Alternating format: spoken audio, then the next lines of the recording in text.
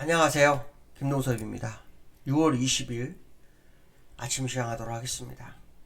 오늘은 미국이 노예 해방일로 휴장입니다. 그래서 오늘은 아마 아시아 시장의 별도 흐름이 있는지를 좀 봐야 되는 하루인데요.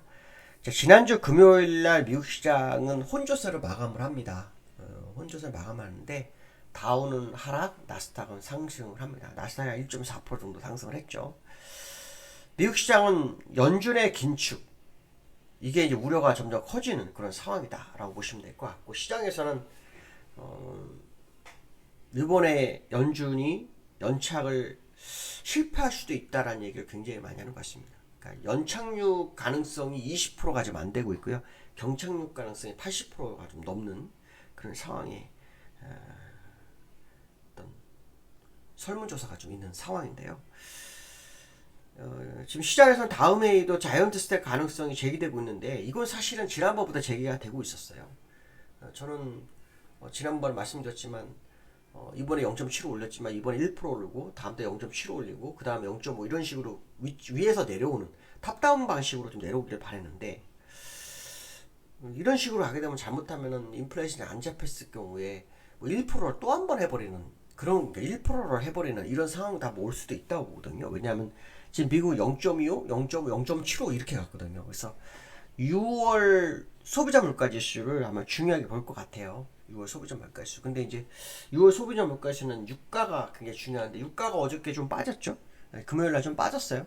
6% 정도 빠졌는데, 이게 빠진 게 이제 경기 침체에 대한 어떤 우려, 뭐 이렇게 지금 해석이 되고 있는데요. 일단 제롬 파월 의장이 이런 얘기를 합니다. 연준이 제시했던 2%, 그러니까 물가지 인플레이션이죠. 2%를 그 목표의 인플레이션을 되돌리는데 뭐 동료들과 집중하고 있다, 이런 얘기를 하고 있어요. 이런 얘기를 하니까 그래서 이런 생각이 들더라고요. 이제서야 뭐 이런 생각이 들었습니다. 물론 그 전에도 인플레이션에 관심이 많았죠. 근데 계속 오판을 했잖아요. 아니다 아니다, 기다 기다, 이렇게 이런 식으로 이런 식이 돼버려서 지금에 와가지고도 금리도 천천히 많이 올리잖아요. 이건 잘못된 거거든요. 굉장히 잘못된 거죠. 왜냐면 기대감을 좀 어떻게 바라보려 했지만 사실 그렇지가 않은 상황이라는 거죠. 차라리 그냥 빠르게 진행을 해야 되는데 자꾸 천천히 하면서 좀 연준의 실수가 자꾸 일어나는 그런 상황이 아닌가라는 생각이 드는데요. 제롬 파월의 의장이 이런 발언 때문에 그럴까요? 지금 시장에서는 올해 금리가 4%에서 7% 사이가 될 거다라는데, 저는 원래 4% 이상을 4.5 정도까지 봤었거든요. 맥스요. 4.5까지 보고 있었는데 지금 이 얘기가 나오죠. 제가 했던 얘기가 이제 서서히 나와요. 7%까지는 모르겠어요. 근데 저는 4.5%까지는 충분히 가능하다. 그 얘기 무슨 말이냐면, 앞으로 남은 기간에도 거의 뭐 한 0.5 이상은 다 해야 될 거다. 이렇게 0.5 정도는 무조건 해야 될 거다. 이렇게 보고 있는데, 앞으로 계속해서 이 뭐 자이언트 스텝이냐 빅 스텝이냐 이게 계속 화두가 되지 않겠냐, 이런 생각 한번 해봐야 될 것 같고요. 그러니까 오늘이 아니죠. 이번 주에 시장의 관심사는 제롬 파월의 어떤 생각을 듣는 시간이 있어요. 그러니까 상원 청문회가 있는데 거기에 이제 제롬 파월이 출석을 하죠. 그래서 이제 거기서 경기에 대해 진단, 연준의 앞으로 뭐 행보, 뭐 이런 거에 대해서 아마 언급이 있을 것 같아요. 그러니까 그 모습이 어떤 식으로 나오는지를 한번 봐야 되지 않을까, 이렇게 판단을 쓰고 있고요. 그 유가가 사실은 급락을 했어요. 한 6%. 경기 침체의 우려에 대한 어떤 얘기가 있었는데, 이 유가의 하락은 인플레이션을 잡을 수 있는 근거가 될 수 있죠. 이게 아마도 의도적인가? 라는 생각도 좀 드는데요. 한번 뭐 더 지켜봐야 됩니다. 왜냐하면 일단 평균 110불 넘어 있어요. 내려왔지만 110불이고, 그 다음에 보름 동안 올라온 게 다 118불대이기 때문에 더 많이 내려가자면 어렵거든요. 저는 사실 인플레이션을 확실하게 잡으려면 유가가 60불, 70불 사이에 가서 한 뭐 일정 기간 있어야 된다 판단하는데, 사실은 지금 시장상으로 거기까지 올 수가 없다고 보거든요. 그래서 인플레이션이 고점에서 뭐 정점을 찍고 조금 흔들릴지는 모르겠지만, 실제로 완벽하게 흔들려서 시장의 방향성을 주기에는 이 전체적인 시장의 상황이 좀 다르지 않느냐, 이렇게 판단이 쓰고 있고요. 해외 주식으로 많이 오르나요? 사실 오늘 오르는 거는 어떻게 보면 믿을 수 없죠. 왜냐면 오늘 밤 노예방일로 휴장이잖아요. 그러니까 이거를 믿어서는 안 될 수 있지만, 또 시장은 또 요걸 또 이용하잖아요. 그래서 오늘 시장이 얼마나 운영되는지, 반영되는지를 좀 봐야 될 것 같아요. 왜냐면 우리나라는 요즘 해외 민의 선물에 상당한 영향을 받고 있기 때문에 그 부분을 좀 확인하면서 시장을 좀 보셔야 되지 않을까 일단 좀 말씀드리고 싶고요. 다우 차트를 좀 보면 일단 주봉상으로는 지금 이렇게 좀 밀려서 이제 120주선은 무너졌어요. 200주선 싸움이거든요. 그래서 기술적으로는 저는 아직 좀 바닥이 나오지 않은 거로 좀 판단하고 있어요. 그래서 뭐 해외 매니 선물로 자꾸 오락가락하는 시장의 모습이 있지만 100% 신뢰를 할 수 없다. 뭐 이게 지금 제가 보는 관점이라서 일단 좀 더 지켜보실 필요성이 있고요. 나스닥 다운 보시면 나스닥은 지금 요 캔들 추세선에 걸쳐서 놀고 있어요. 여기 하나, 둘, 셋, 넷. 그래서 나스닥이 오히려 뭐 바닥인가 아닌가 이런 생각을 굉장히 많이 할 것 같아요. 근데 사실은 그 지금은 나스닥을 보는 자리가 아니거든요. 오히려 다우를 봐야 되는 자리거든요. 나스닥은 항상 앞질러 가거나 뒤처지거나 했어요. 과거에도 미국장 다운 천천히 오를 때 나스닥이 먼저 올라가고 그렇죠? 내려올 때 나스닥이 먼저 내려오고 그랬어요. 이런 부분이 있긴 합니다.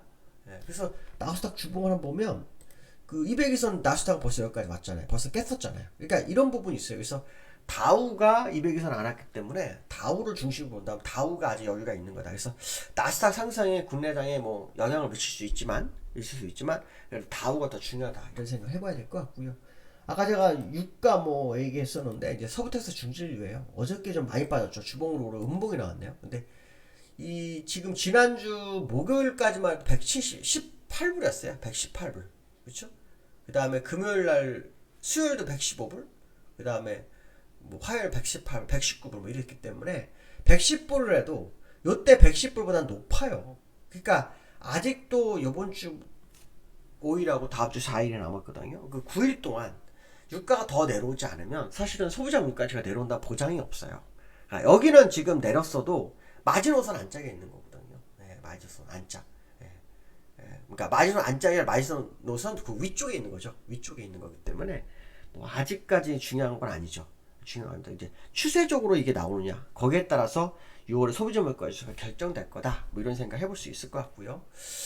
두 번째로는 삼성전자가 5만전자가 됐어요.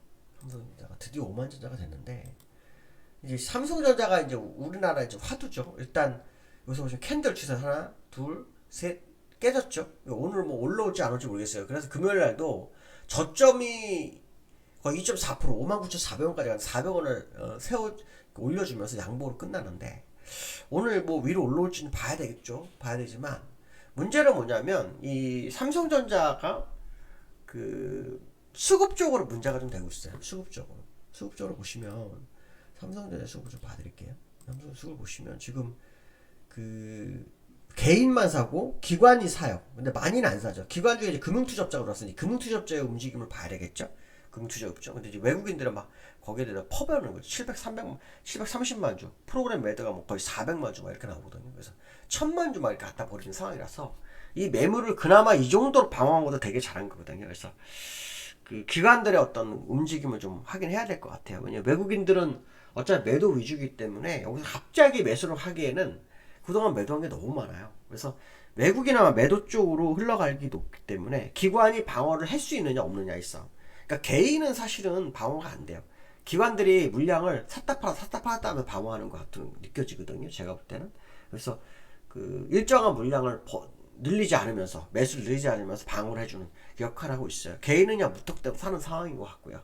그러니까 이 상황이기 때문에 기관들의 어떤 삼성전자 대응의 모습을 좀 확인해 볼 수 있지 않을까 판단합니다. 근데 이제 저는 삼성전자가 아직 그 월봉으로 보면요 65일선 오지도 않았어요. 65일선이 얼마냐면 57,700원이 되니까 아직도 삼성전자가 최소한 2,000원대는 더 내려와야 그래도 근거 있는 뭐가 있다. 물론 제가 보는 관점은 더 다르지만 일단 제가 이제 여기서 보는 찬스로 제가 말하는 게 60일선이 바닥입니다. 그럴 때 여기까지는 와야 돼. 이 얘기가 아니라 일단 근거선으로 보는 거고 제가 보는 바닥은 달라요. 저는 또 다른데 그건 제가 언급하기가 좀 부담스러워서 아직은 언급을 안 하는데 중요한 건 뭐냐면 더 밑에 있다라고 저는 판단하고 있고 다만 현재 얘가 지지가 되려면 기본적으로 월봉과 주봉에서 뭔가가 있어야 되는 자리인데 아직 거기까지 허공에 떠 있다는 거죠. 그래서 오늘 어쩜 우리나라는 미국과 또 다른 움직임이 있을 수 있겠지 않을까 그런 생각을 좀 하고 있고요.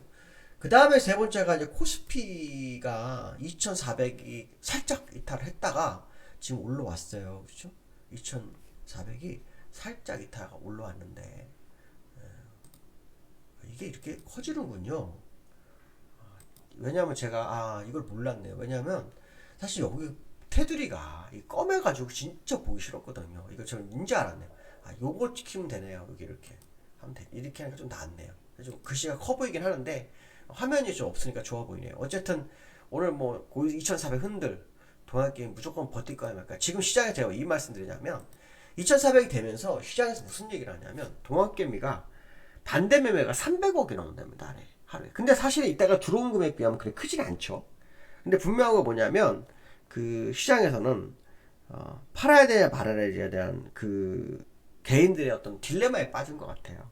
그러니까 여기서 말하는 삼성전자를 이제 주로 얘기하는 이유는 뭐냐면 그러니까 코스피를 얘기하는 이유는 뭐냐면 삼성전자에 많이 들어갔기 때문에 이제 삼성전자 주로 생각하죠.